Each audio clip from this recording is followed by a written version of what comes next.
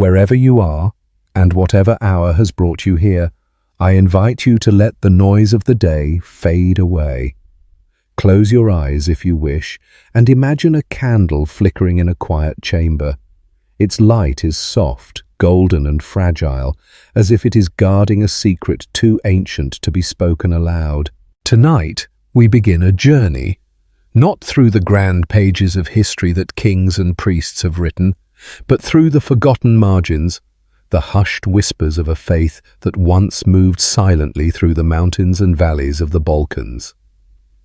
This is the story of the Bogomils. Their name is almost a shadow itself, nearly erased by time, nearly buried beneath centuries of silence. Yet if you lean closely, if you allow yourself to drift into the quiet rhythm of old Europe, you may still hear them, their voices, their prayers, their dreams, echoing faintly. To understand where they came from, we must first step into Byzantium. Not the glittering empire of mosaics and domes you may recall, but the Byzantium of the 10th century.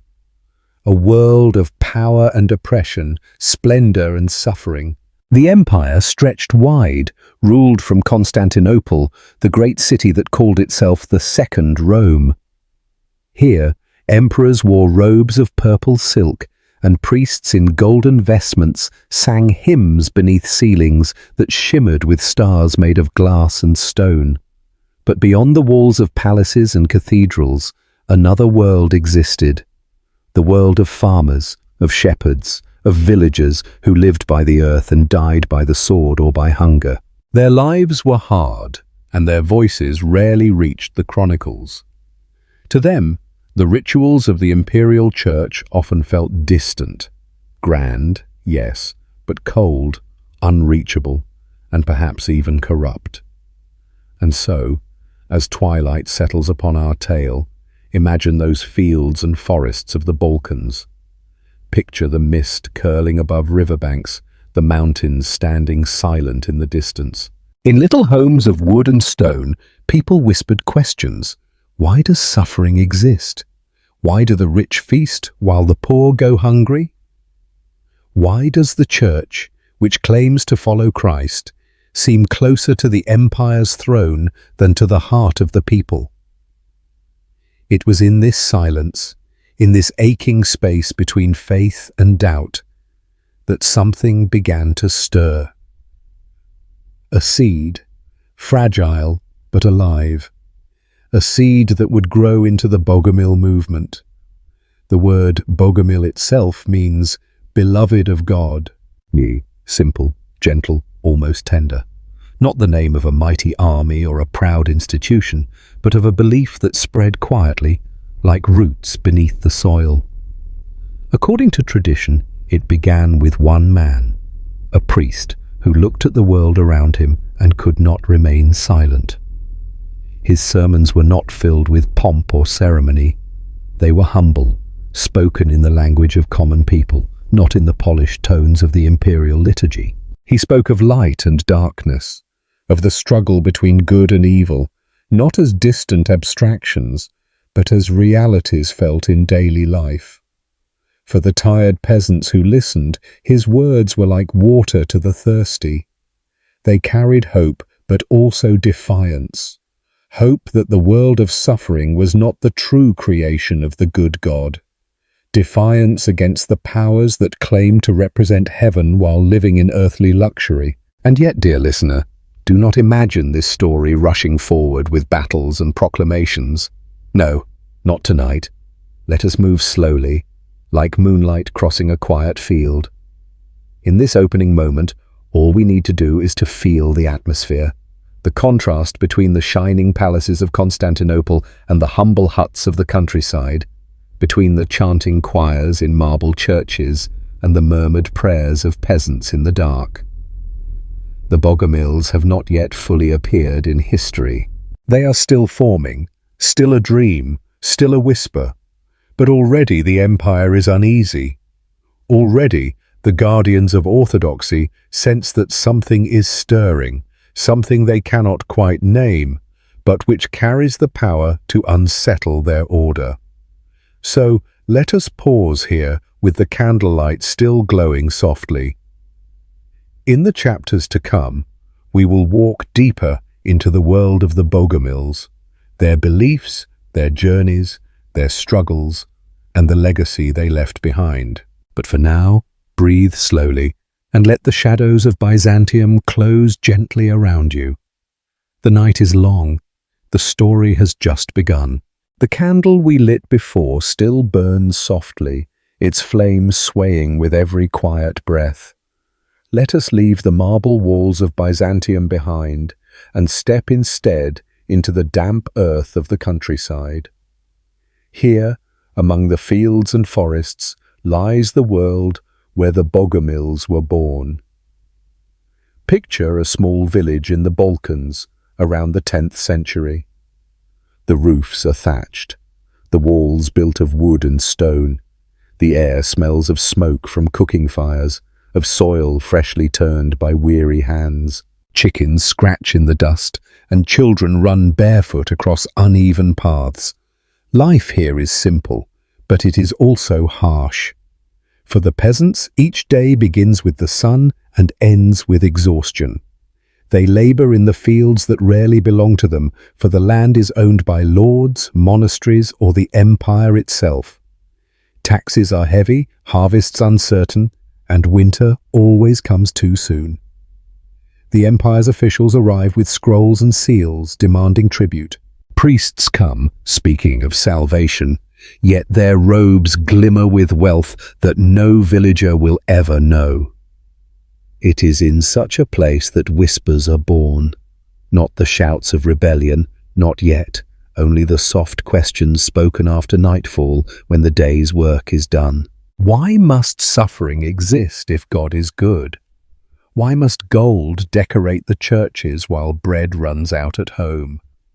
Why do the scriptures speak of Christ walking among the poor, yet his supposed servants live like kings? These questions, passed quietly from one household to another, carried the tone of both despair and longing. They were not the complaints of the faithless, but of those who wanted to believe more deeply. People yearned for a God who was closer, simpler, more compassionate, a God who could be found not in marble halls, but in the humble silence of the heart. And then, as if answering that yearning, a figure appeared, a priest, or perhaps only a wandering teacher. His name, tradition tells us, was Bogomil, the beloved of God. Unlike other priests, he carried no riches, no guards, no signs of imperial favor. His sermons were not delivered from gilded pulpits, but from doorsteps and meadows. He spoke in the language of the people, and his words did not soar into abstraction. They rested gently, like dew upon grass. The whisper of his teaching was simple, that the world is divided between light and darkness, and that true faith does not dwell in golden temples, but in the purity of the soul. He said the church had become too entangled with power, too enamored with wealth. He said God's love could be felt directly, without the mediation of corrupt priests or distant emperors. For the villagers, these words were not only a challenge, they were a comfort. Imagine a weary mother sitting by the fire after a long day of toil, listening to a teaching that told her suffering was not her fault, nor was it the true will of God. Imagine a farmer who had given half his grain in taxes, hearing that the kingdom of heaven was not for emperors alone, but for those who lived humbly and faithfully. Such whispers spread quickly. They travelled not through scrolls or official decrees, but through stories told at wells, at market stalls, in the fields where men and women bent low to work. The empire may have tried to silence them, but whispers are hard to silence. They slip beneath doors, ride the wind, nestle into the hearts of those who are ready to hear. And so, slowly, quietly, a new faith began to take shape. It was not yet an institution, nor a movement with banners and names. It was simply a current of thought, a murmur in the dark, a breath of defiance against a world that seemed too heavy with injustice. Dear listener, let us pause here. The peasants did not know they were part of something that history would one day struggle to remember. To them, these whispers were as natural as the wind in the trees, as urgent as hunger, as sacred as prayer. But in these small, fragile beginnings, the seed of the Bogomil faith had been planted. The night deepens, the fire burns low, and the whisper continues, faint but unbroken. In the 10th century, as the Byzantine Empire flexed its power across the Balkans, a quiet figure began to move among the villages. His name was whispered as Bogomil, not so much a title of grandeur as a name of intimacy. The one beloved of God. Some believed he was a priest, disillusioned by the corruption of the church. Others said he was a humble villager, raised by hardship and lit by a spark of revelation. History does not give us his face, his exact birthplace, nor even the full weight of his words. Yet in the dim silence of forgotten chronicles, the essence of his teaching can still be traced. Bogomil's voice was different from the priests of Constantinople.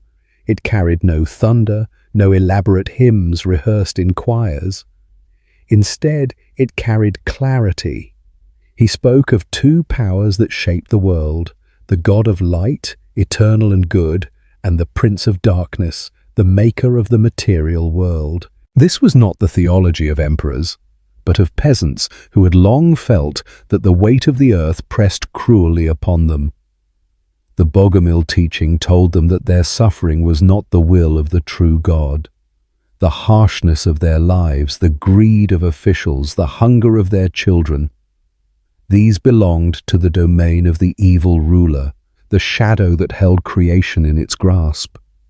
Yet above all this, untouched and pure, dwelled the God of light, who offered freedom to the soul. To listen to Bogomil was to believe that the world was not a hopeless prison, but a battleground, and that even the humblest soul could resist the chains of darkness.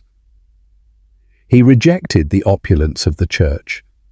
Where others bowed before icons covered in gold, Bogomil preached that the divine could not be captured in paint or jewels.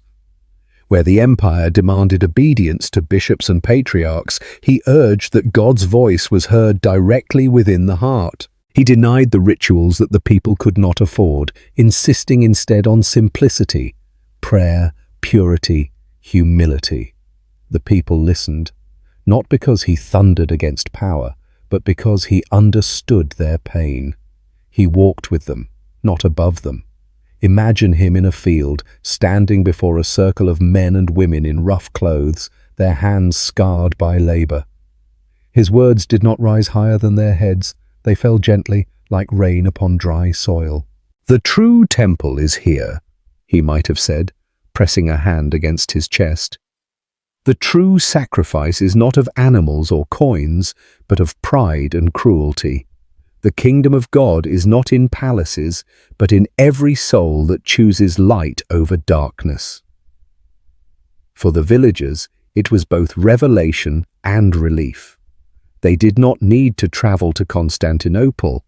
They did not need to pay for sacraments or to bow before hierarchies. Their worth was not measured by wealth, but by the purity of their spirit. But such teachings, however gentle, carried danger. The Byzantine world was built upon unity of faith, upon obedience to the church. To suggest that the church itself was corrupt, to preach that salvation bypassed its authority, was more than heresy. It was rebellion. And rebellion, even in whispers, could not be tolerated. Yet Bogomil himself seemed untouched by fear.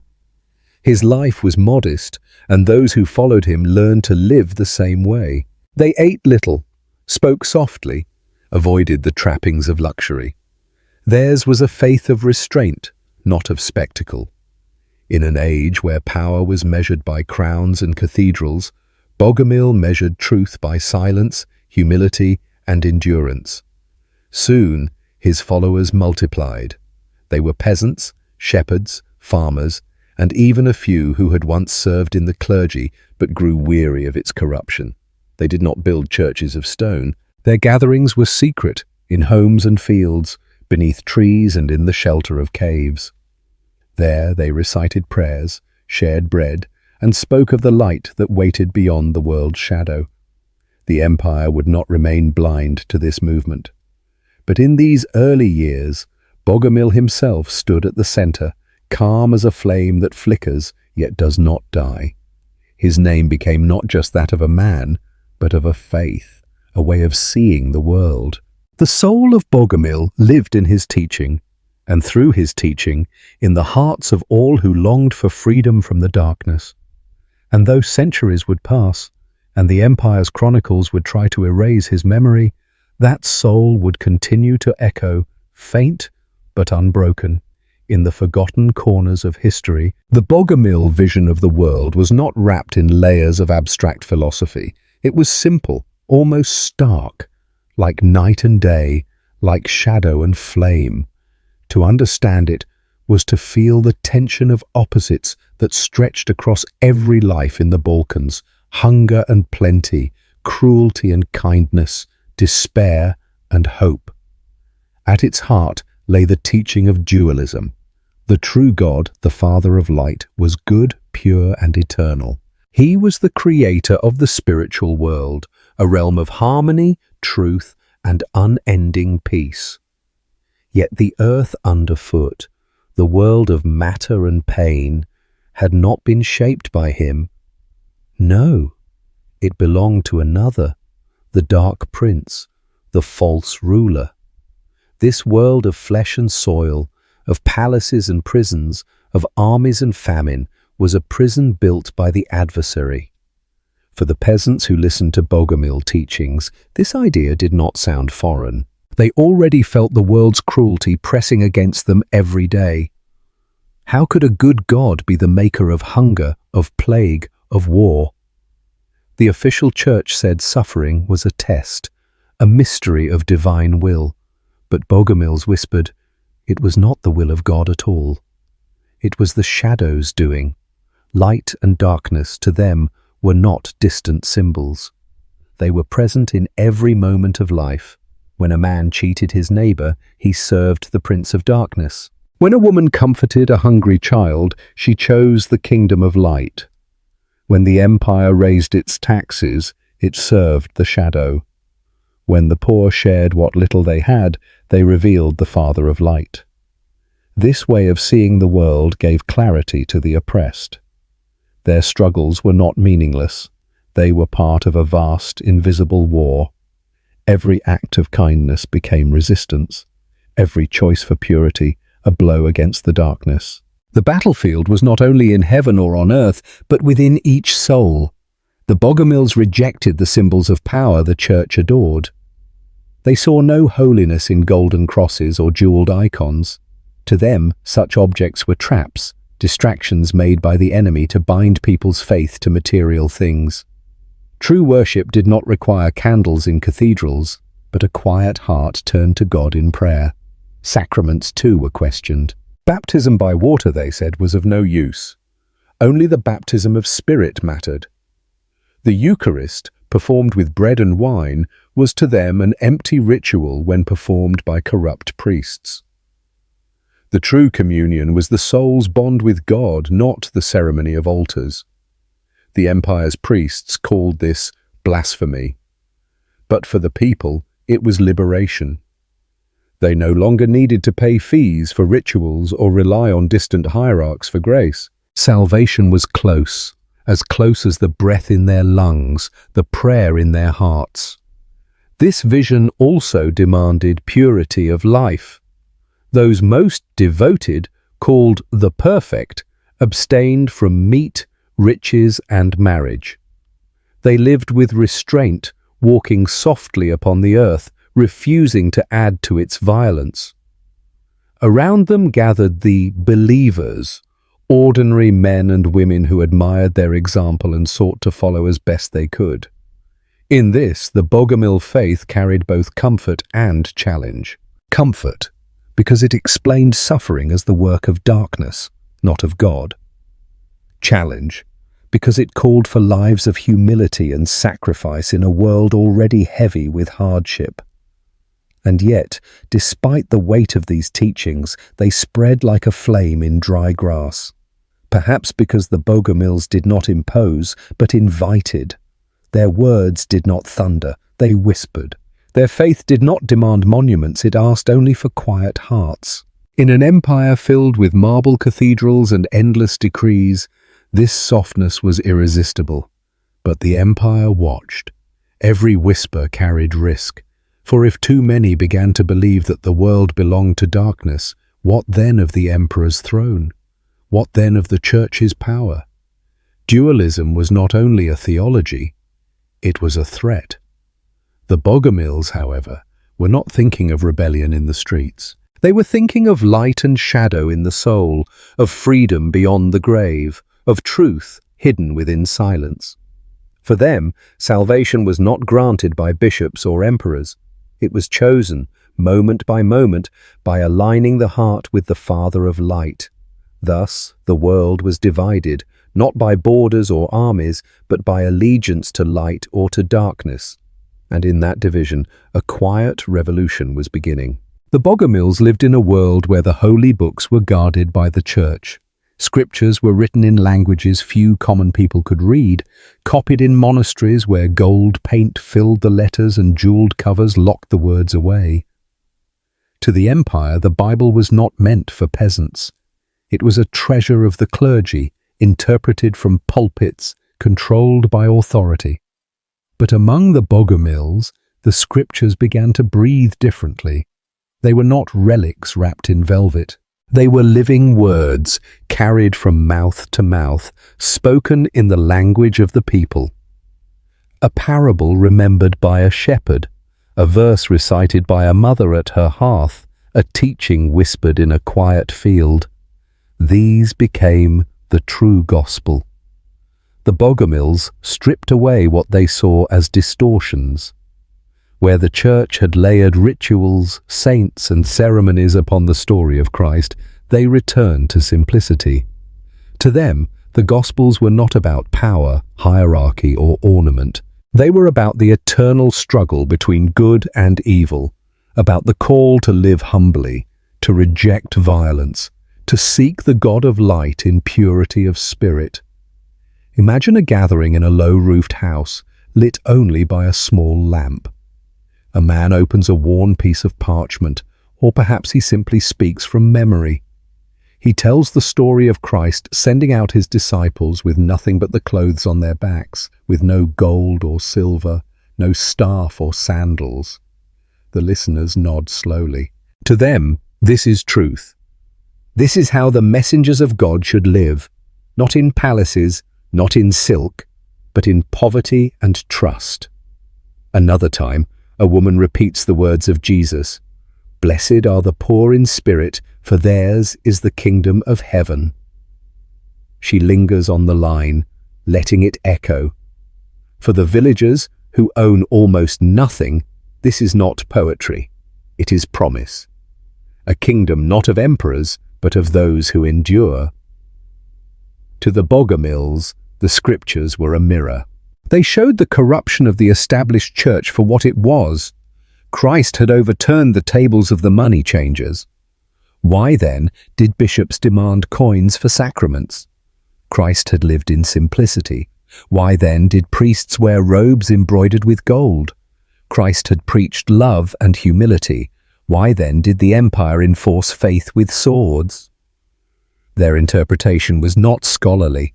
It was practical, immediate, and deeply human. They read, or listened, not as theologians, but as people whose lives hung on every word of hope. They did not care for debates on doctrine, but for the living example of Christ, the teacher who stood with the poor, who healed without charge, who rejected the powers of the world. This closeness to Scripture gave the movement strength. Every household could hold a piece of the story. No library could contain it, no bishop could control it, because it lived in memory and voice. The empire could burn manuscripts, but it could not silence the verses whispered in kitchens, fields, and mountain paths. The simplicity of their reading also shaped their practices. They rejected the veneration of saints, seeing it as a distraction from the true God.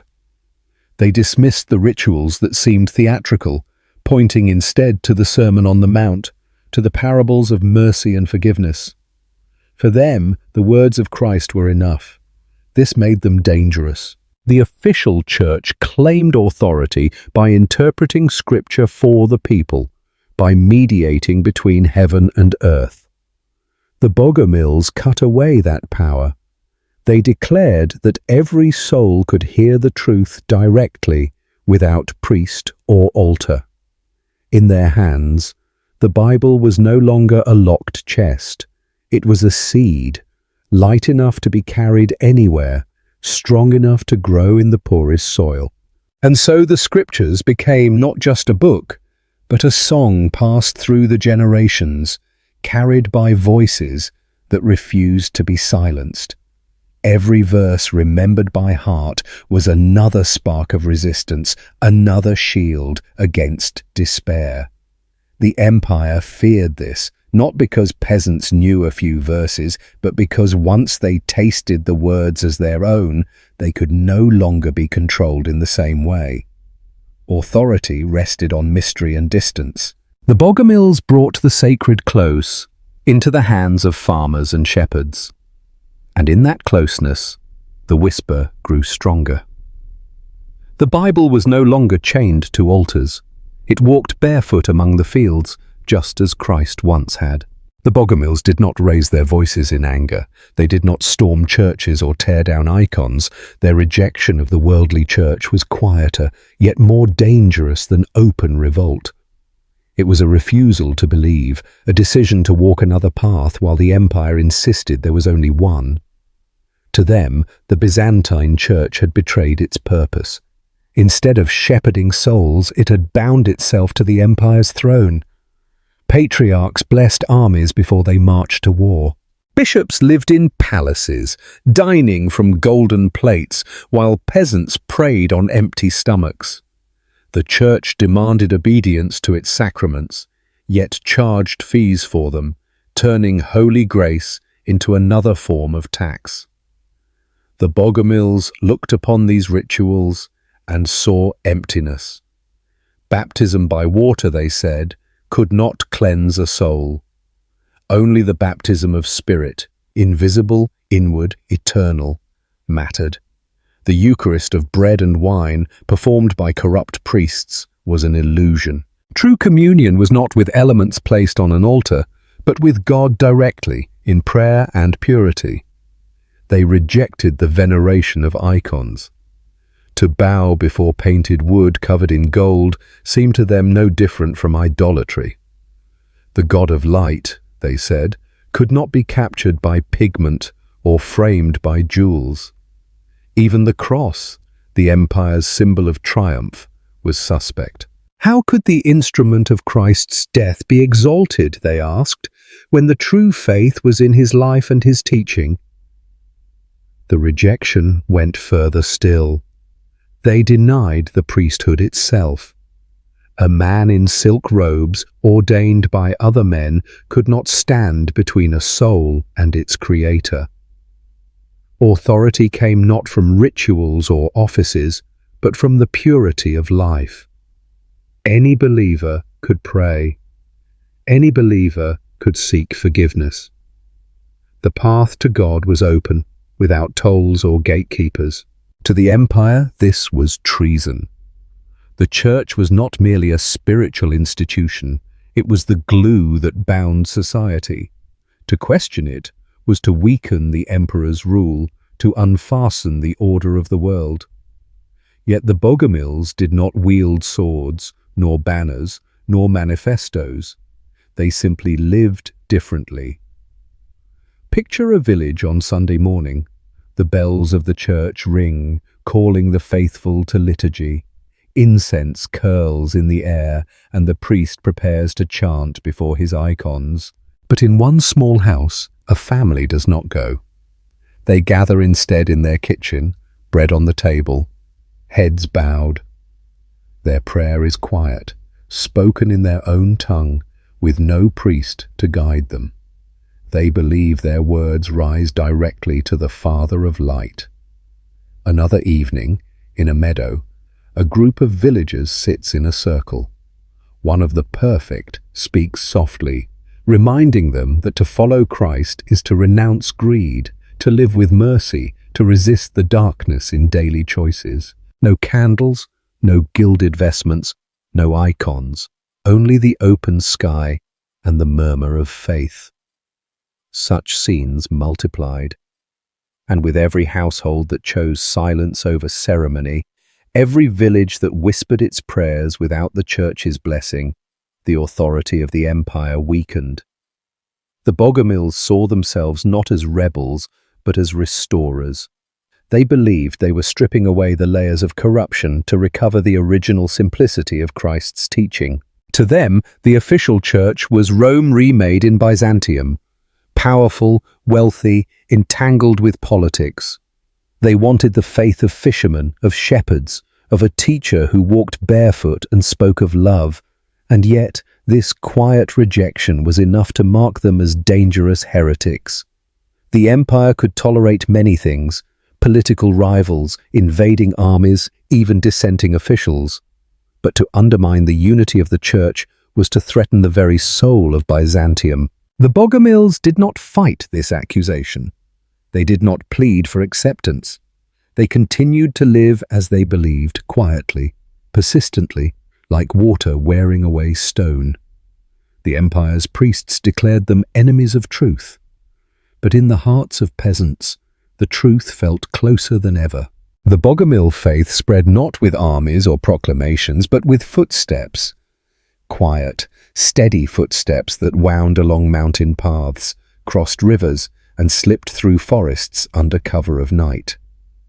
Its messengers carried no banners, no scrolls stamped with imperial seals.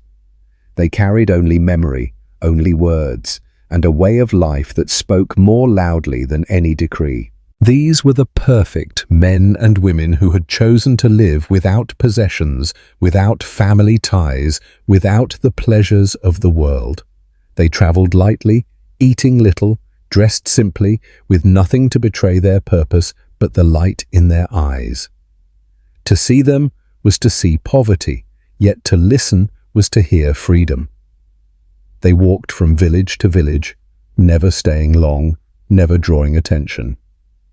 A handful of followers would gather in a barn, a clearing, or a humble cottage. There, by lamplight or starlight, they would hear again the teaching of the two powers, the call to resist the darkness of the world, the invitation to live with mercy and restraint. Then, as quietly as they had come, the teachers would leave, vanishing into the night. The Balkans, with their rugged mountains and deep valleys, sheltered these journeys. Paths known only to shepherds became the highways of the faith.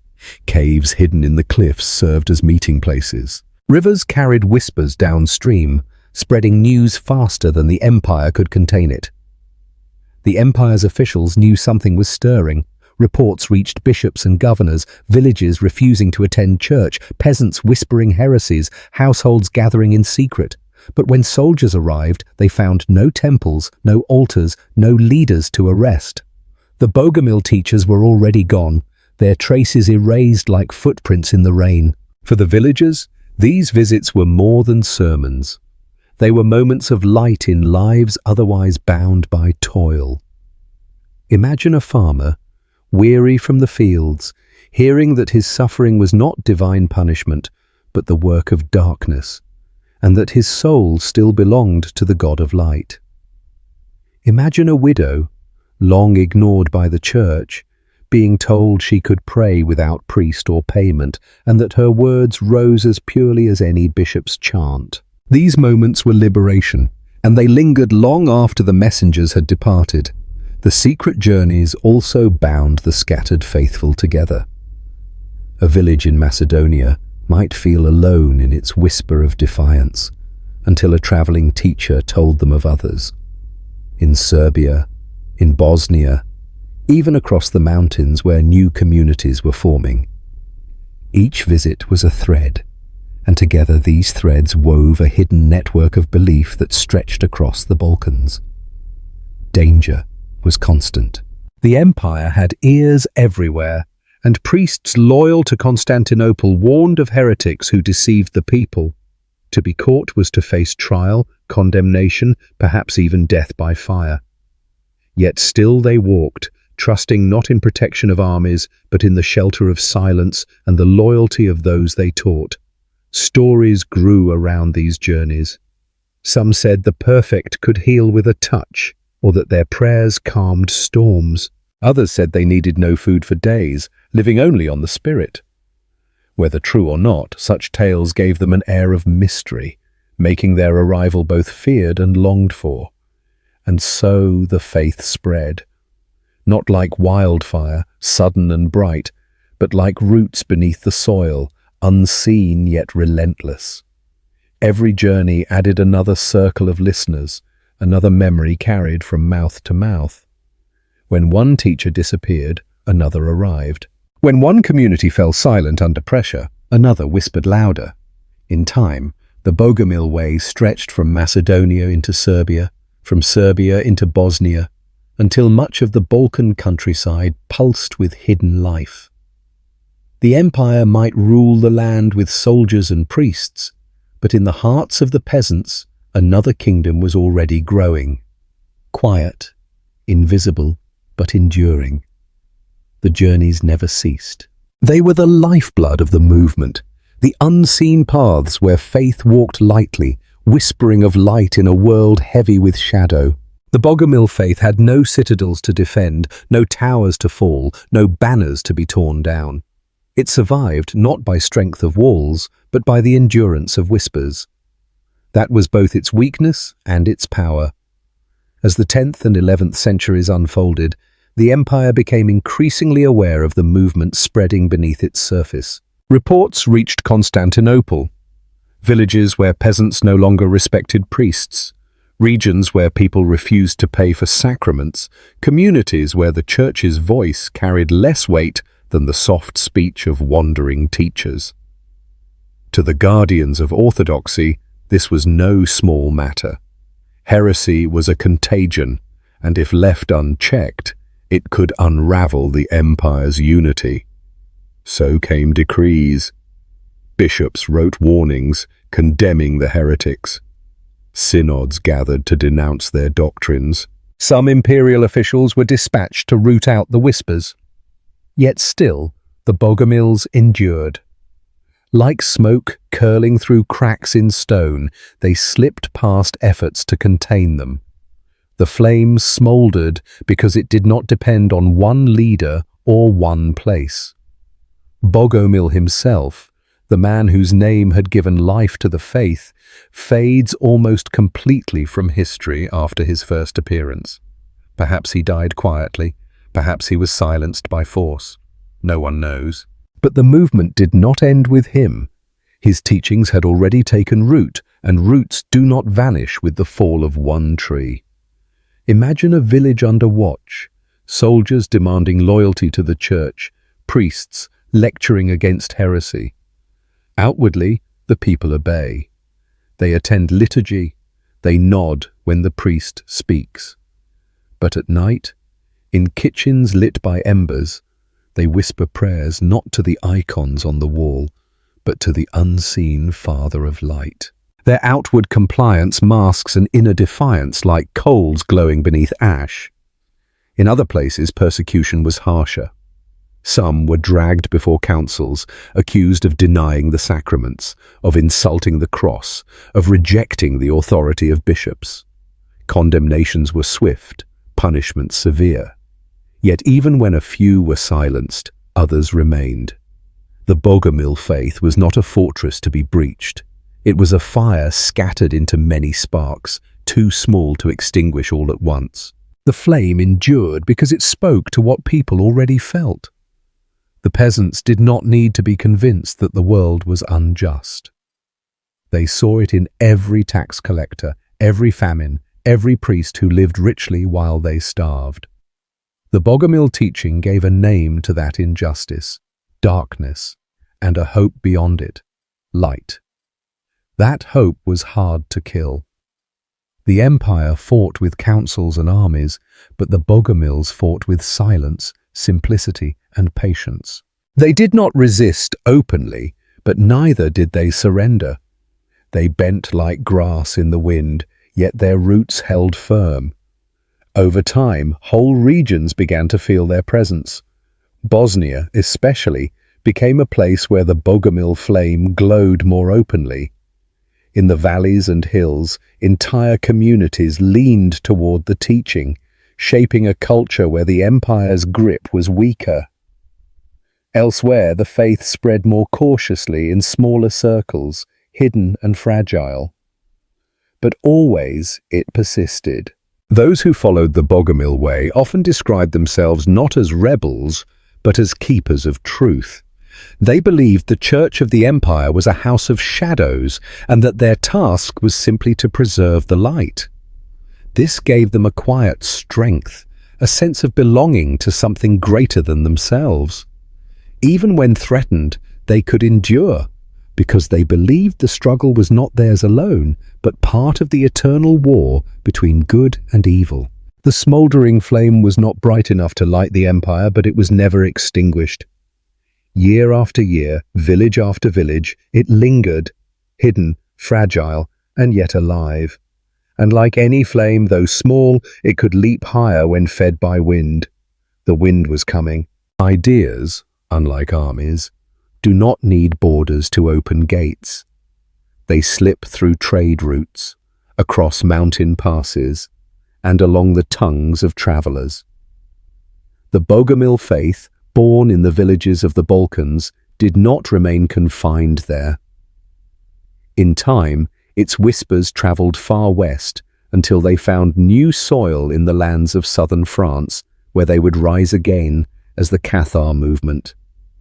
The path was not a single road, but many. Merchants carried more than spices and cloth, they carried stories. Pilgrims traveled between holy sites, sharing tales of strange preachers and hidden gatherings. Soldiers, mercenaries, and wanderers moved from the Balkans into Italy, from Italy into Languedoc. Each step, each conversation, was a thread that bound distant lands together. The Balkans were a crossroads of empire, touched by Byzantium, by Bulgaria, by Latin traders, even by Muslim merchants passing through. In such a place, nothing remained isolated. What began as a local descent soon became a current flowing westward, carried by unseen hands. In northern Italy, small circles of believers began to echo the Bogomil teaching. They questioned the wealth of the church, the power of priests, the worth of rituals performed by corrupt hands. They sought purity in simplicity, spirit above matter. Whether they knew the name Bogomil or not, the rhythm of the teaching had reached them. From Italy, the current drifted further into the fertile valleys and walled towns of Languedoc. This was a land different from the iron grip of Byzantium, a land of troubadours and merchants, where tolerance and trade created a softer soil for ideas to take root. There, the whisper of an alternative faith did not immediately meet the sword. It found listeners among peasants weary of tithes, but also among nobles curious for freedom from Rome's shadow. The messengers who carried the faith westward were not generals or bishops. They were the same quiet travelers who had always borne it, poor, simple men and women who walked lightly on the earth. They carried no books, for books could be burned. They carried no treasures, for treasures could be stolen. They carried memory, the memory of a dual world, of the struggle between light and darkness, and of the path of purity that freed the soul. One can imagine such a messenger arriving in a small Italian town. Perhaps he speaks to a weaver in the marketplace, sharing the story of how the true church is not of stone, but of spirit. The weaver listens and tells his family that night. Weeks later, another traveler confirms the same teaching, and a small circle forms. Quiet, fragile, but alive. As these circles spread, they began to call themselves by other names.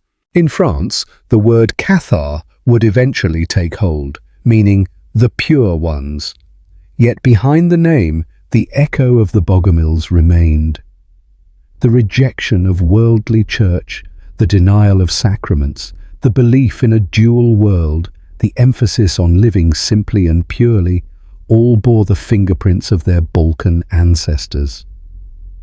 It is important to see that the Bogomils did not send armies westward, nor did they write manifestos to persuade. Their gift to the West was quieter, like embers carried in the folds of travellers' cloaks, embers that would later burst into flame. And in this journey lies a kind of paradox. The Bogomils were almost erased from history, their names scarcely remembered, their writings lost or destroyed. Yet through their influence they became ancestors of one of medieval Europe's most famous heresies. Their own story faded, but their spirit lived on. In the Cathars, in the defiance of Languedoc, and in the memory of those who dreamed of a purer faith. The path from the Balkans to Occitania was long, winding, and often invisible. But the flames smouldered across mountains and seas, carried not by armies, but by whispers. When the whispers of the Bogomils reached Occitania, they did not remain unchanged. No idea ever does. Like seeds carried by wind, they took root in different soil, under different skies, and grew into forms both familiar and new. In the towns and valleys of Languedoc, the movement that blossomed would one day be called Catharism, a mirror to the Bogomil faith, reflecting its light but also refracting it into new colours. The Cathars shared the Bogomil suspicion of the worldly church. They too looked at priests clothed in wealth and saw betrayal. They too refused the sacraments of baptism and Eucharist, calling them empty when performed by corrupt hands. They too turned from the veneration of crosses and icons, seeing only idolatry where the church claimed holiness. Yet in their dualism, the Cathars sharpened the teaching. The Bogomils had spoken of two principles, light and darkness, with room for ambiguity, with shades of interpretation. The Cathars, in their Western clarity, made the divisions starker. For them, the world was not merely corrupted by evil. It was the very creation of the evil principle. Matter itself was the prison of the soul. This sharper vision gave rise to new practices. Where Bogomil teachers lived simply, Cathar perfecti lived with an almost radical purity. They renounced meat, wealth, and sexual relations entirely. They practiced the consolamentum, a single rite of spiritual baptism that replaced all other sacraments, performed once in a lifetime. To receive it was to step into a life of purity, or to die in that state, one's soul freed from the cycle of material bondage. In this, one hears the echo of the Bogomils, but louder, more defined. It was as though the seed planted in Balkan soil had grown wild among Occitan hills, stretching taller, bearing fruit more visible to friend and foe alike. And yet the Cathars also reflected the gentleness of their ancestors. They preached without force, refusing to swear oaths, to kill, to shed blood. Like the Bogomil perfect, they walked lightly, 2 by 2, through towns and villages, teaching that the soul could rise above the world of shadows. Their humility drew respect even from those who called them heretics. Many in Languedoc admired their honesty, their refusal of wealth, their calm endurance. To the peasants of France, the Cathars offered freedom from the crushing demands of Rome. To the nobles, they offered a way to resist the papacy's power without raising armies. And to the common heart, they offered something older and simpler, a path of purity, a faith untied from rituals and taxes, a direct connection to the divine. But mirrors do more than reflect, they distort. The Cathars, in sharpening the Bogomil vision, also made it more threatening to the established order. In Byzantium, The Bogomils had been a quiet flame smouldering beneath the surface. In Occitania, the Cathars became a visible blaze. Their numbers grew, their teachings spread openly, and their communities flourished so brightly that they could not be ignored. In the end, the Cathars would suffer more violently than the Bogomils ever had. Yet even in their tragedy, one sees the inheritance of the Balkans. Without the Bogomils, the Cathar faith might never have existed. Without the first whispers in hidden villages, there might never have been the great cry in Languedoc. Thus the Cathars were not simply an imitation. They were a mirror, reflecting the Bogomil spirit, but also shaping it, intensifying it, and returning it to the world in a new form. The Balkans had lit the ember. Occitania made it a flame. Persecution does not always arrive with a roar. Sometimes it begins as a whisper, a shadow at the edge of the village, a decree written far away but carried on the lips of a priest who frowns when the people no longer obey. For the Bogomils, persecution began quietly. Bishops denounced them in sermons, branding them heretics, corrupters of souls, enemies of the true church. The words reached ears already suspicious, already anxious. Some neighbors began to watch neighbors, wondering who prayed in secret, who rejected the sacraments.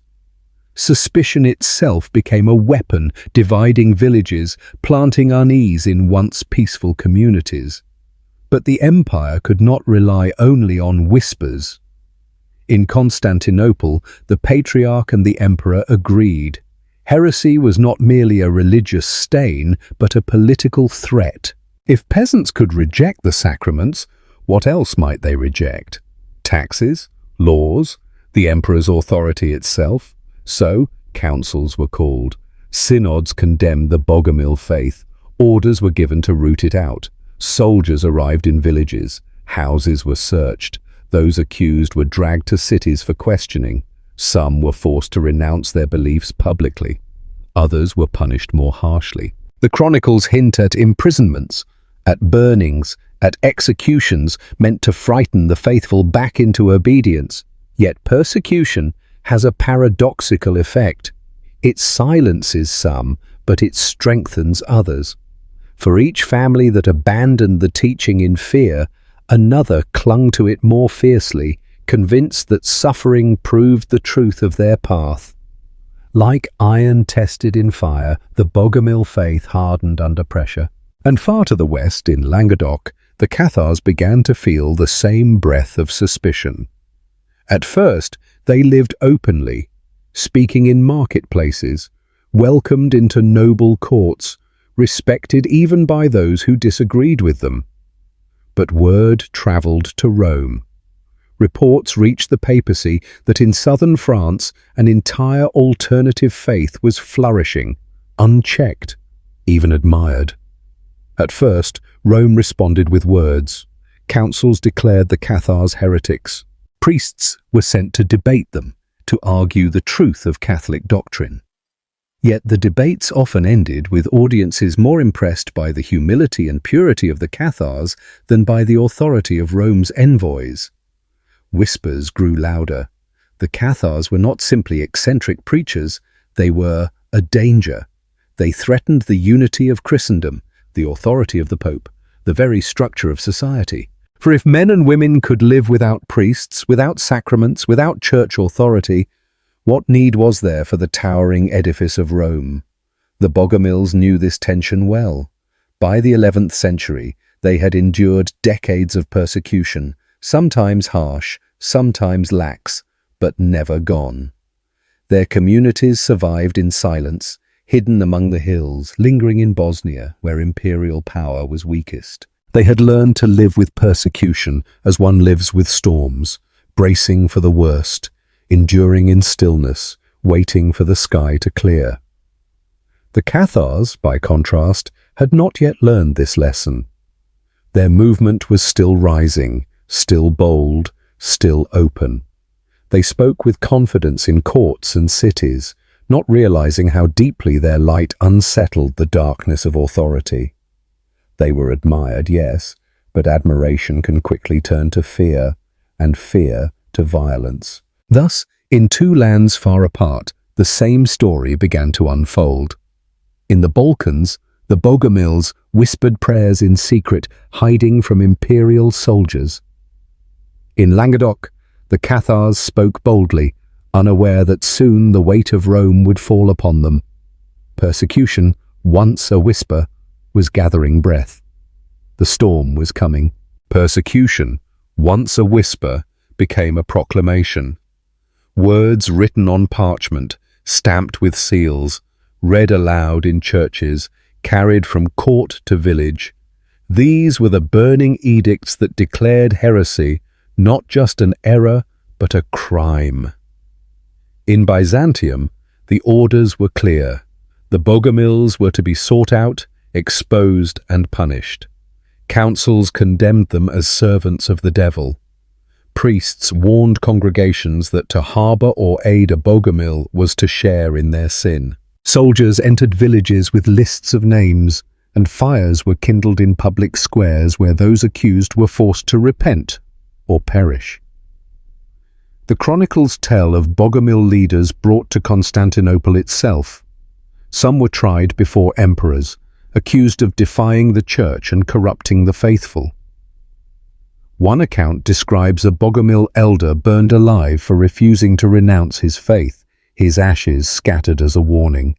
These spectacles were meant to frighten the movement into silence. Yet silence is a strange thing.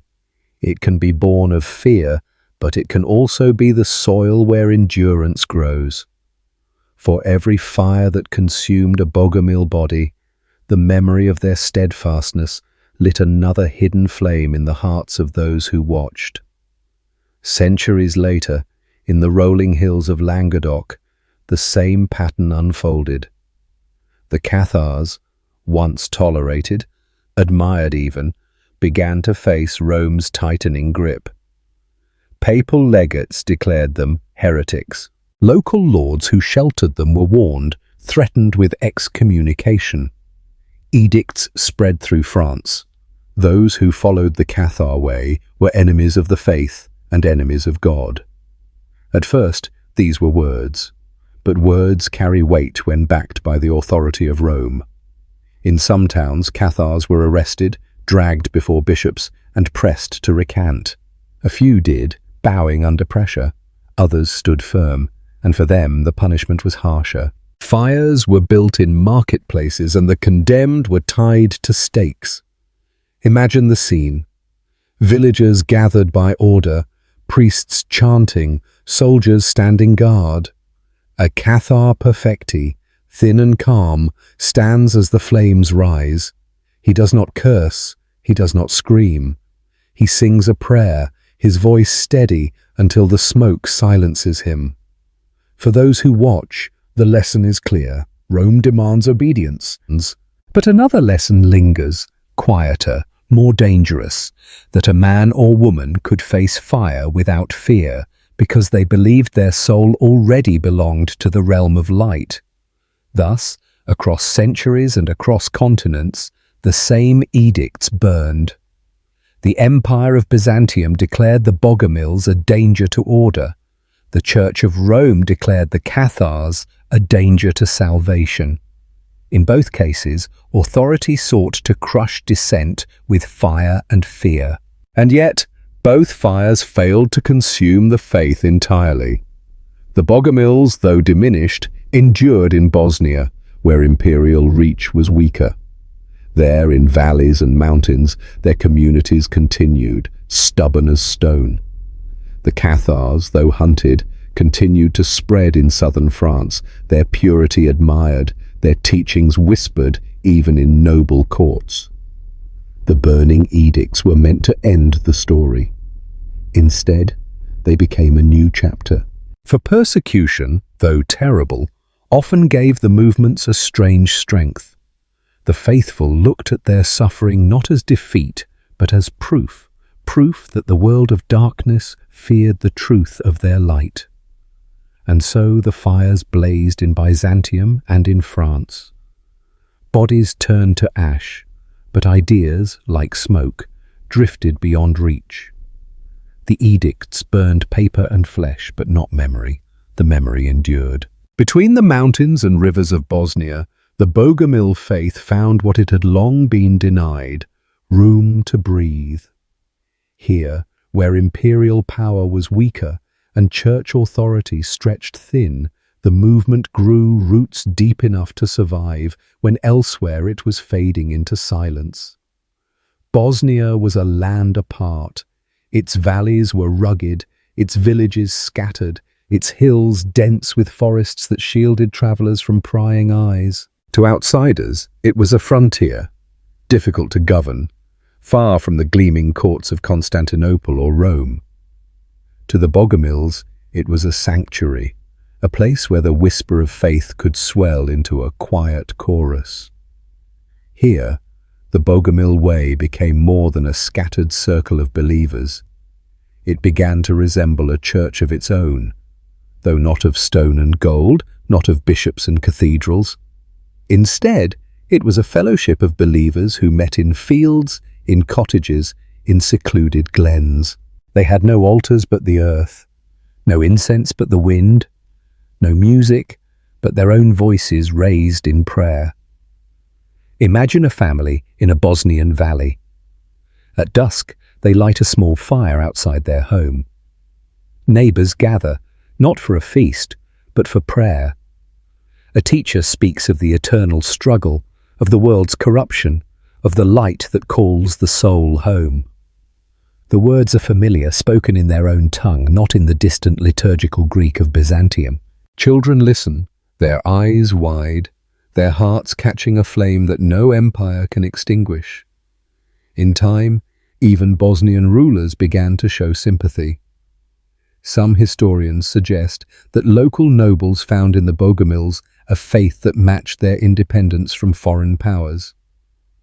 Aligning with them was both a spiritual choice and a political statement, a way to resist the heavy hand of both Byzantium and Rome. Whether from conviction or convenience, the effect was the same. The Bogomil flame was sheltered, allowed to glow more openly than in the neighboring lands. This hidden kingdom did not raise armies, nor did it crown kings. Its strength was not in fortresses, but in resilience, in the stubborn loyalty of its followers.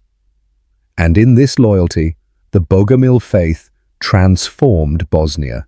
For centuries it shaped the region's religious life, so much so that later observers could scarcely tell where Bogomil belief ended and Bosnian identity began. Travelers from abroad noticed. Priests sent from Rome wrote worried letters about heresy flourishing unchecked in Bosnia. They described entire communities living outside the authority of the Catholic Church, rejecting its sacraments, its hierarchy, its power. To them, Bosnia was a land infected by heresy, a dangerous wound in Christendom. But to those who lived within it, Bosnia was something else. It was proof that the faith could survive, even thrive, in the face of persecution. While fires burned in Byzantium, while edicts thundered in France, the valleys of Bosnia held a quiet endurance. Here, the Bogomils built not a worldly kingdom, but a hidden one, a kingdom of spirit, bound not by borders but by belief. Of course, this hidden kingdom would not last forever. In time, crusades would march, empires would shift, and the Bogomil faith would face new trials. But for a time, in the heart of Bosnia, the movement that had nearly vanished elsewhere lived strongly enough to shape the course of history. The hidden kingdom was not marked on maps, yet in its silence it bore witness to a truth the Bogomils had always held, that the kingdom of God is not built of stone nor held by armies, but lives within the hearts of those who seek the light. In the hills and valleys of Languedoc, a different world blossomed. It was not the stern piety of Rome, nor the rigid order of Byzantium. It was a land alive with music, with poetry, with laughter carried on warm winds from the Mediterranean. Here, troubadours wandered from court to castle, singing of love, of longing, of honor. And into this melody of life, the voices of the Cathars wove their own harmonies. The troubadours were not priests nor prophets, but poets. They sang of earthly love with a reverence that felt almost sacred. They praised beauty, courtesy, and devotion, often lifting the human heart to something higher, gentler, freer. And in their songs, listeners heard an echo of what the Cathars taught: that the truest love was not bound by possession, not chained to the corruption of flesh, but pointed to something beyond. It is no wonder that the two currents flowed together.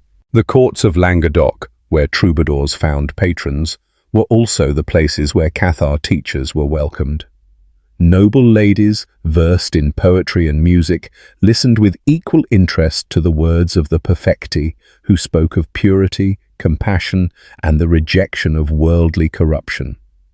The same ears that delighted in songs of chivalric love also heard the invitation to a higher spiritual love. Imagine an evening in a hall lit by torches. A troubadour strums his lute, singing of a lady's beauty, of a knight's devotion. The company listens, swaying with the rhythm. When the song ends, another voice rises, softer, calmer. A Cathar perfecti speaks of the soul's beauty, of devotion not to a lady, but to the light of God. The hall grows quiet, the fire crackles, and for a moment, poetry and heresy share the same breath. This mingling gave the Cathar faith a unique charm. It was not only a rebellion against Rome, it was part of a larger spirit in Languedoc, a spirit that valued freedom, creativity, and the dignity of the human heart. The people of this land were not easily cowed by distant decrees. They had built a culture where questioning was natural, where alternative voices could sing. To Rome, this was troubling. The troubadours were tolerated, even celebrated, but when their world overlapped with heresy, the problem deepened. Songs could travel faster than armies. Ideas dressed in melody could slip past suspicion, carried from court to village, from castle to town square. If poetry and heresy danced together, who could stop their rhythm? For a time, though, it was golden. The Cathars found in Languedoc a soil as rich as Bosnia had been for the Bogomils, but brighter, more open. Here they did not need to hide in caves or whisper in kitchens. They could walk in daylight, welcomed into halls where music and debate flourished side by side. Some troubadours, historians say, may have even woven Cathar sympathies into their songs, cloaking spiritual longing in the language of earthly desire. Whether true or not, the atmosphere was one of harmony, poets and preachers, music and faith, both reaching beyond the rigid walls of the official church.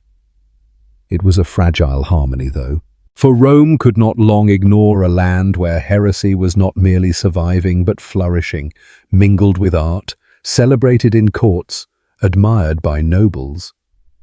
To the papacy, Languedoc became not a garden of poetry, but a vineyard of rebellion. The songs of troubadours, once charming, now seemed dangerous when they echoed in the same halls that sheltered heretics. But in those years before the storm, the land of Languedoc was radiant. Troubadours sang, perfecti preached, and the people listened with open hearts.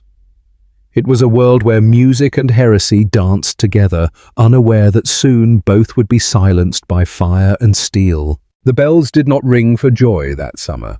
They rang as warnings, echoing from tower to tower, carrying fear across the hills of Languedoc. The crusade had begun. Rome had run out of patience. For years, papal envoys had written of a land where heresy walked openly, where nobles protected Cathar teachers, where peasants honored the perfecti as saints while scorning priests of the church. At first there had been councils, debates, excommunications, but none of it had broken the faith of Languedoc. And then a papal legate was murdered, an envoy of Rome cut down in a land already under suspicion. That blood was enough to ignite war. Pope Innocent III called upon the knights of Christendom, not to march to the Holy Land, but to turn their swords inward against their fellow Christians, to cleanse Languedoc of heresy, to wipe out the Cathars, to restore the authority of Rome. It was a crusade not across seas, but across familiar fields, against neighbours who prayed differently. The armies that gathered were vast. Warriors from the north of France, banners of noble houses, hardened knights, eager for both salvation and spoils. To join the crusade was to gain indulgence, the promise of forgiveness for sins. And in Languedoc, rich lands lay waiting, ripe for conquest. Faith and greed marched side by side beneath the sign of the cross. For the people of Languedoc, the coming storm was unimaginable. Imagine a village at dawn, smoke curling from chimneys, the sound of roosters rising with the sun. Then a distant thunder, not of storms, but of hooves, of hundreds of horses. Dust on the horizon, banners glinting in the light.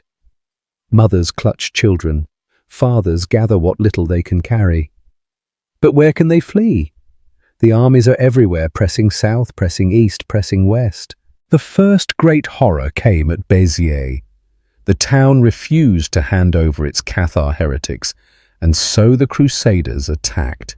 When the city fell, no distinction was made between believer and bystander, between heretic and faithful. "Kill them all," the chroniclers say the Crusades' leader ordered. "God will know his own." And so the streets ran red. Thousands were slaughtered. Peasants, priests, children, the old. Fire consumed houses, smoke blackened the sky. Béziers was left in silence, a warning written in ash. The news spread faster than the Crusaders themselves. Villages heard of Béziers and trembled. Some opened their gates, hoping mercy might be shown. Others fled to the hills, hiding in caves and forests. But the armies pressed on, relentless. Carcassonne fell, then other towns. Each conquest tightened Rome's grip. Each massacre silenced another community. Yet not all submitted. Some nobles resisted, rallying their people to defend their lands. Behind castle walls, the faithful gathered, praying as stones and fire rained down from siege engines. Inside, Cathar perfecti walked among them, offering comfort, reminding them that death in purity was not defeat, but liberation. To the besieged, the crusade was not just war. It was the world of darkness made flesh, battering their gates, seeking to extinguish the light they carried. For those who survived, the crusade was not a story of armies and banners, but of fear carved into memory. A mother hiding her children in a barn, praying the soldiers would not find them. A villager digging a pit in the forest to bury sacred texts before the flames came. A Cathar perfecti, captured, refusing to renounce his faith even as the fire was lit around him. The crusade had begun, and it would not end quickly. For 20 years, the armies of Rome and the north would scour Languedoc, burning, besieging, and killing. The land of poetry and heresy, once bright with troubadour songs, was now filled with the sound of swords, screams, and crackling fire. The storm had broken, and in its shadow, a way of life was being erased. When the fields of Languedoc burned, when villages fell and the troubadour songs fell silent, hope retreated to the mountains. There, upon high ridges and sheer cliffs, stood the castles of defiance. Their stones seemed to grow out of the rock itself, fortresses of air and sky, daring the crusaders to climb. Minerve, Montségur, Quéribus, Peyrepertus. Names that still cling to the wind like echoes of a song half forgotten. To the Cathars, these were more than castles. They were sanctuaries of the spirit, arks built of stone, where the faithful gathered to wait out the storm. At Minerve, the people crowded within the walls, watching the crusaders approach.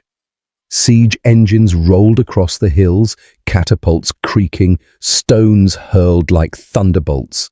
The defenders fought with courage, hurling rocks of their own, pouring boiling water, refusing to yield.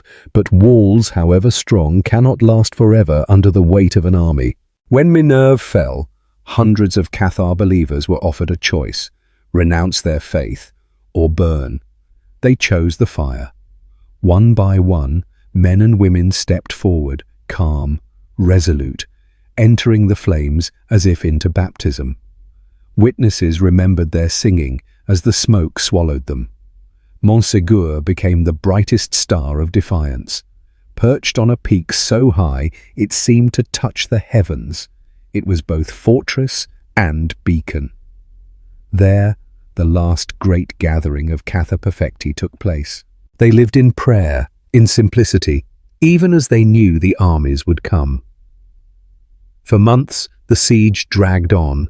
Crusaders surrounded the mountain, building wooden towers, launching arrows, trying to cut off every path of escape. Inside, the Cathars endured, hearts fixed not on survival, but on fidelity. And yet even stone cannot resist forever. By treachery or sheer attrition, the walls were breached. In March of 1244, Montségur fell. More than 200 Cathars were captured, and once again the same grim choice was offered: recant or burn. They chose as those at Minerve had chosen. A great pyre was built at the foot of the mountain, and into it they walked, hand in hand, voices joined in prayer. Smoke rose from Montségur, black against the blue sky, a signal to the world that the light of the Cathars would not bow, even in death. These castles were not only places of defense, they became symbols of what it meant to resist. For centuries afterward, their ruins whispered of that defiance. Stones crumbled, ivy crawled over broken walls, but memory clung tighter than any vine. Pilgrims, poets, and wanderers looked at those heights and saw not just ruins, but shrines, reminders of a faith that had faced the full weight of empire and fire and still refused to bend. Yet, what did it mean, this defiance? To Rome, it was heresy, stubborn and dangerous, needing to be uprooted to save Christendom. To the Cathars, it was faithfulness, a refusal to betray the truth even when surrounded by armies. To those caught in between, villagers and peasants drawn into wars they did not choose, it was tragedy. Sons and fathers slain, daughters and mothers burned, homes reduced to ash. Standing among the ruins today, one can almost hear the cries of the besieged, the crack of stones hurled against walls, the final prayers whispered as torches touched the wood.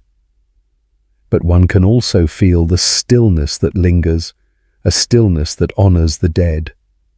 Montségur's peak, Minerve's cliffs, the shattered crowns of Cheribus and Peyrepertuse. They are not only reminders of defeat, but of courage. They are the scars of a people who, though crushed, never surrendered their faith. The castles of defiance stood against the crusade as long as stone and human will allowed. And when they fell, they did not simply vanish. They left behind a legend, a fire smouldering in memory that even centuries could not extinguish. When the castles fell and the pyres cooled, the Crusaders might have thought their work complete. But Rome understood that stone and sword alone could not erase belief. Faith is not always loud. It can hide in whispers, in glances, in a mother's lullaby. And so a new weapon was forged, not of steel, but of suspicion. The Inquisition. It began quietly. Papal orders established tribunals across Languedoc, staffed by men of learning and unyielding conviction. They were not soldiers, but their presence could chill a village more deeply than an armed host. The inquisitors carried no lances, but they carried books, registers, records, questions sharpened like blades. Their task was not to conquer land, but to conquer memory. The process was deliberate. A town would be summoned. Villagers called before the tribunal one by one. Questions asked, carefully, persistently. Have you seen a Cathar? Have you heard their teachings? Did you give bread, or water, or shelter to one? No answer was safe. To confess was to damn oneself.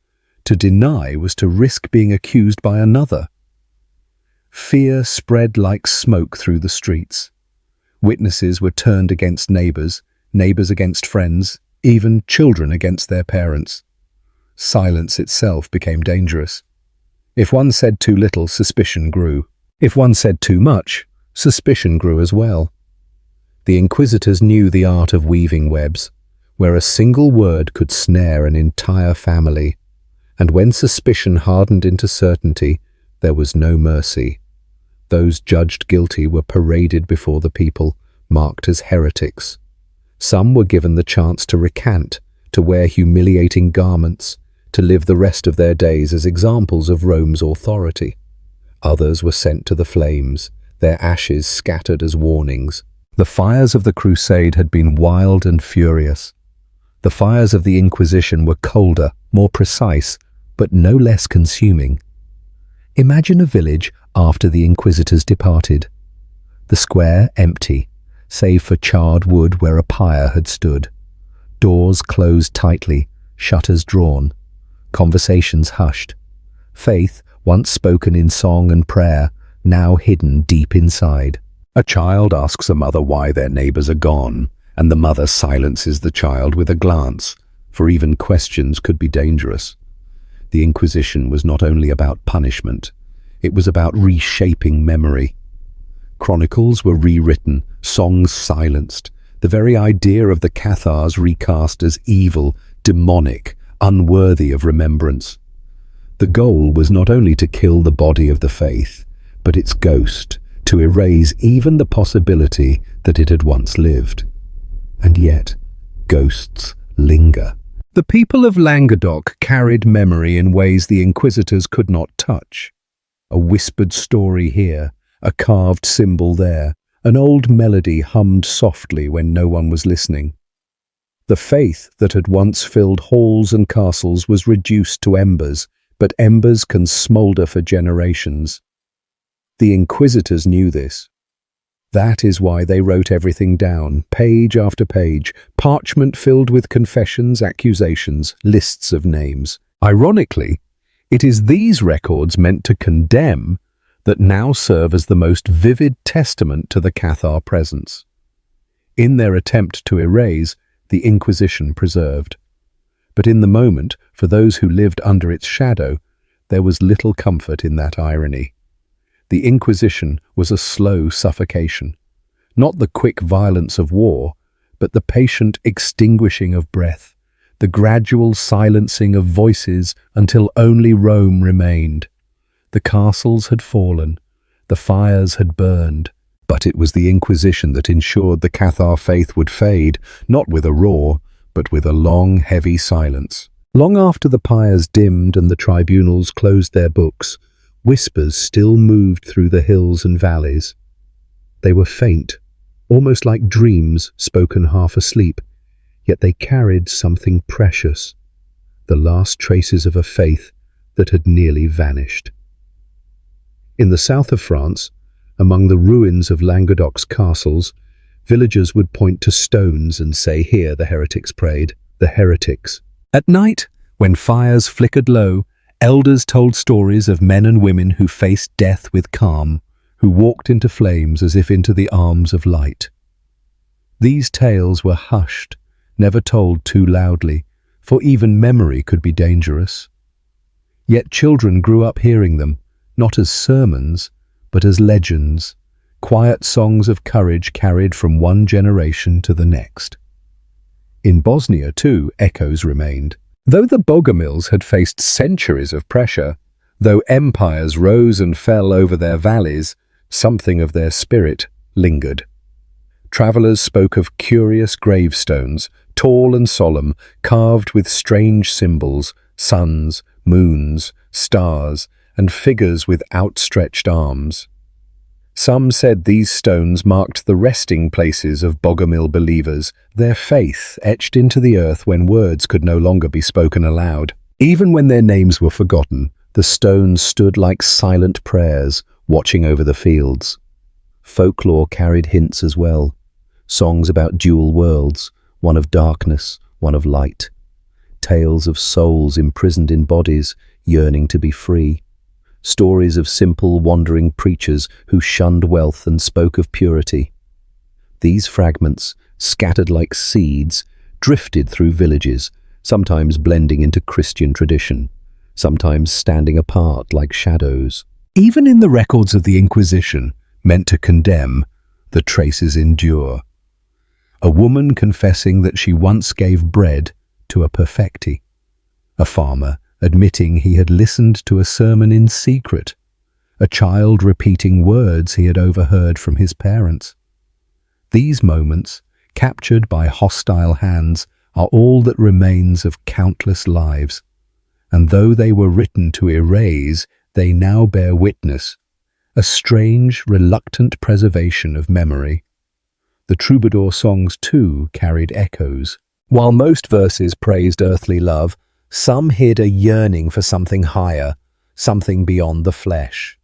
Scholars wonder if, within those poems, the Cathar spirit lingered, cloaked in metaphor, disguised as romance, but reaching for transcendence. Even poetry may have been a refuge, a place where memory could hide safely, surviving in beauty. And so, the faith did not vanish entirely. It lived on in stones, in songs, in whispered tales. Not as a church, not as a power, but as a shadow that haunted Europe. Some said it resurfaced in later movements, among the reformers who challenged Rome, among the mystics who sought purity in simplicity. Others believed its essence slipped quietly into folklore, its fire reduced to embers but never wholly extinguished. Walking today among the ruins of Montségur, the stones still whisper. The wind that sweeps over the cliffs carries with it a silence heavy with memory. Tourists come climbing the steep path, unaware that each step follows the footprints of the faithful who once ascended to meet their fate. At the summit, where the fortress once stood, the sky opens wide, and one feels not just history, but presence, as if the voices of the perfecti still linger in the air. In Bosnia, too, the gravestones remain, weathered, cracked, leaning with age, yet still standing. They are called steci, and their carvings remain mysterious, their meanings debated. But to those who pause before them, they feel less like puzzles and more like prayers, last traces of a people who refused to be forgotten. Faiths rise, faiths fall, but memory drifts like smoke, clinging to the air long after the fire is gone. The Cathars and Bogomils may have been nearly erased, yet the earth, the stones, the songs, and the silence carry their traces. Gentle, faint, but enduring. Like a lullaby hummed by a grandmother to a drowsy child, the words may fade, but the melody lingers, comforting, haunting, eternal. Ideas, unlike armies, do not die on battlefields. They travel like seeds carried by the wind, settling in unexpected soil. Though the Bogomils and Cathars were silenced with fire and fear, something of their thought continued to wander. Not as a church, not as an unbroken lineage, but as an echo, faint, persistent, finding new voices in new times. Centuries after Montségur burned, Europe shifted. The medieval world began to crack, and questions long buried rose again. Why must the Church wield such wealth and power? Why must salvation pass only through its sacraments? Why should the faithful bow to men in robes of gold when the gospel spoke of humility and light? These were not new questions. The Bogomils had asked them in their villages and valleys. The Cathars had asked them in the courts of Languedoc. And though their names were forgotten, their spirits seemed to stir again when reformers began to speak. In the hushed gatherings of the Waldensians, one might hear a familiar tone: rejection of riches, a call to return to apostolic simplicity, a refusal to let the hierarchy dictate every step of faith. Though condemned as heretics themselves, they carried a flame that resembled the old one. Later, when the Reformation thundered across Europe, echoes grew louder. Martin Luther nailed his theses, railing against indulgences, against corruption. His words were not Cathar, not Bogomil, but the resonance was there. The same defiance, the same hunger for a purer faith. Others, like the Anabaptists, went further still, rejecting not only Rome but worldly powers, insisting on a faith lived in simplicity, separate from the corruption of society. In their voices, some heard the old whispers once more. Of course, history is never neat. The reformers did not descend directly from Cathars or Bogomils. Centuries lay between them, and the ideas were reshaped, reformed, reborn. But memory has strange ways of lingering. A rumor here, a tale there, a fragment of a manuscript tucked away, a chronicler's words rediscovered. Such things can keep ideas alive, if only as shadows. It is tempting to imagine ideas as wanderers themselves. Picture the dualist vision of light and darkness, weary from persecution, slipping through time like a cloaked traveller. It pauses with a group of Waldensians in the Alps, then moves on, listening as Protestants thunder against Rome, then drifts further still, finding a home among mystics who sought God not in power, but in silence. Always moving, always seeking, never entirely still. And perhaps that is the truest legacy of the Bogomils and Cathars, not a direct inheritance, but a spirit of questioning, a refusal to accept the world as it is handed down, a yearning for purity, for simplicity, for a light uncorrupted. Each age reshaped the yearning in its own image, but the yearning itself endured. Even today, in the ruins of Montségur or the Stetchi of Bosnia, modern seekers pause and feel a strange familiarity. They are not Cathars, not Bogomils, yet something in the silence stirs them, as if the old wanderer, the old echo, still lingers, waiting to be heard. History tends to remember the victors. Rome survived, Byzantium's power lingered while the Bogomils and Cathars were nearly erased. And yet, here and there, in unexpected corners, the echo returns, not loudly, never loudly, but softly, like the rustle of a cloak, like footsteps vanishing around a corner. The Reformation may not have been their rebirth, but it was a reminder. Ideas cannot be burned so easily. They slip through fire, they hide in silence, they travel. And so the echo of Bogomils and Cathars, born in the Balkans and the hills of Languedoc, walked quietly into the Reformation, and perhaps still into us. The story winds down, dear traveller. The fires have burned out, the castles lie in ruin, and the Inquisitor's books gather dust. The names of the Bogomils and Cathars are rarely spoken, their faith seldom remembered. And yet, like a melody hummed at dusk, they linger, faint, fragile, but never wholly gone. In the Balkans, the mountains still cradle the silent gravestones of the Bogomils.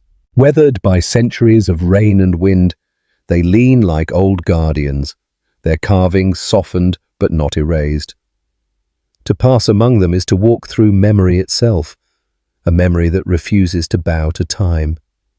No priest stands to explain their meaning, no ritual is performed. Yet the stones speak in their own way, of a people who sought simplicity, who resisted the weight of empires, who believed that light dwelled within. In southern France, the ruins of Montségur crown the sky. Tourists climb the steep path, not always knowing the sorrow bound to those stones. At the summit, the wind is strong, the horizon vast. Standing there, one feels more than history. The silence carries a weight, as though the voices of the perfecti, calm even as the fire rose, still murmur in the air. They are gone, but their courage remains. Why remember them? Why tell the story of a faith erased, of a people nearly forgotten? Perhaps because their story is not only theirs, it is the story of all who dared to question, of all who chose conscience over command, of all who sought purity in a world heavy with corruption. The Bogomils and Cathars remind us that history is not only written by the victors, it is also carried in whispers, in stones, in the quiet persistence of memory. Their faith was branded heresy, their bodies burned, their songs silenced. And yet their existence still ripples through time, in reformers who sought simplicity, in mystics who sought inner light, in every soul who feels that truth is not always found in power, but in humility. Perhaps that is their gift, not survival as an institution, but survival as an echo, a soft reminder that another way once existed, a way of simplicity, of purity, of resistance.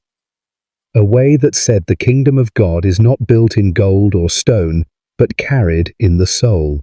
As the centuries pass, the echo grows faint. Few remember the Bogomils by name. Few know the Cathars beyond legends. And yet, even in forgetting, something of them remains. For each time a person looks at the world and feels it must be more than what power declares, each time someone chooses compassion over cruelty, light over corruption, they walk, however briefly, beside those forgotten faiths. And so we end not with fire, not with ruin, but with quiet. The quiet of mountains where gravestones stand. The quiet of ruins high on a hill where the wind carries whispers. The quiet of memory which never fully dies. The Bogomils of the Balkans, the Cathars of Languedoc, nearly erased yet not gone, forgotten by books, remembered by stones. And perhaps, as you close your eyes tonight, you may hear their echo too, soft as a lullaby, gentle as a prayer, carried on the wind across centuries.